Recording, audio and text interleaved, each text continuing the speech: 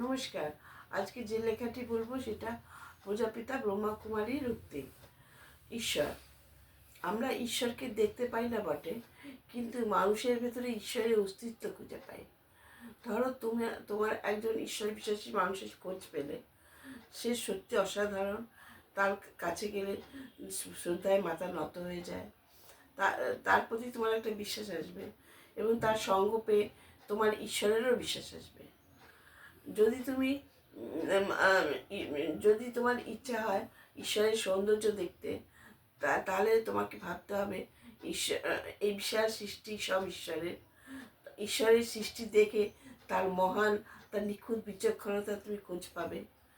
এবং তুমি যখন যেমন ঈশ্বরের সৃষ্টি, তেমনি এই পাহাড়, জঙ্গল, ঝর্ণা, নদী, সমুদ্র, গাছপালা সব ঈশ্বরের সৃষ্টি।